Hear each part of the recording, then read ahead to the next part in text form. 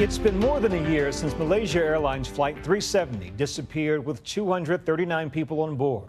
But for their families, the anguish is renewed every day. No clues as to what happened or why. A desperate search turning up nothing to provide hope or closure. Until now. Here's ABC's Jim Avila. A critical discovery in the search for answers to the mystery of what happened to Malaysia Airlines Flight 370.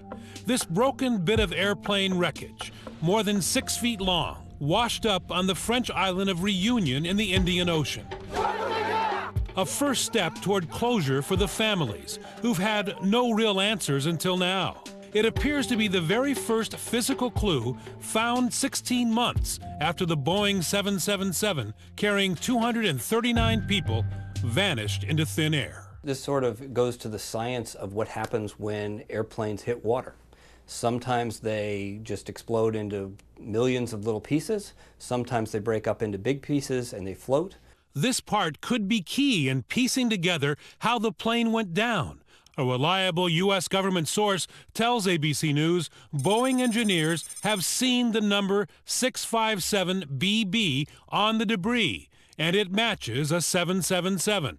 And MH370 is the only 777 missing in the world. This part is called a flaperon. It helps the plane turn and is also used to slow the plane down for landing. Experts say it looks like MH370 may not have been in a steep dive when it disappeared. What can you tell from the condition of the part that was found?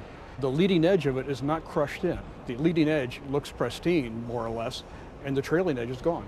What I don't see is a severe nose-down impact. It must have landed in the water at slow speed, because if it had hit at very high speed, this flaperon would have been just a ball of metal, and it would have never floated, and it would have sunk right to the bottom of the ocean. Even though the debris was found more than 3,500 miles from where Australia continues to lead the search for clues, it is possible, say experts, that plane debris would float all that way.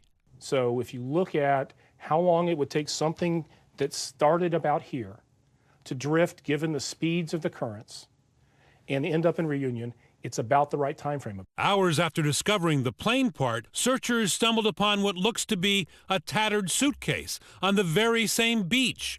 Its connection to MH370 not confirmed. It was more than a year ago when the Malaysian Airlines flight took off from Kuala Lumpur, bound for Beijing, but it disappeared from radar screens less than an hour later. The last communication with the plane when the Boeing 777 flew over the South China Sea. The final words from the cockpit, "Good night, Malaysian 370. The hope is this new discovery could lead investigators to pinpoint the actual location where the plane went down, and ultimately that black box.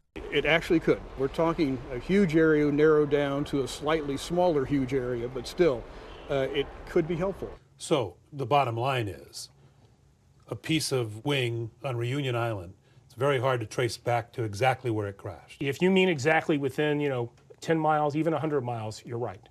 But to say it generally came from the Eastern Indian Ocean, I think that is definitely possible. There's lots of pieces of information that when you layer them together start to really tell a story that's compelling.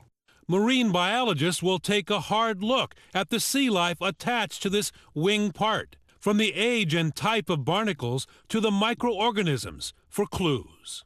It may be able to identify specific species that have been growing and identify those are they warm water or cold water. Police in Reunion loaded the wing flap into a van and strapped it down for its next journey to France, where investigators will begin the CSI process, where they hope to confirm their initial findings. Then start looking at all the fracture surfaces, where the hinges were attached to this piece, how they are ripped off, what direction, what angle, what happened. The one piece will not answer all the questions, but experts say it does seem to support U.S. intelligence assessments that someone was alive in the cockpit and deliberately crashed this plane. It also gives families of the 239 who died on board their first solid evidence of what may have happened to their loved ones. For Nightline, I'm Jim Avila in Washington.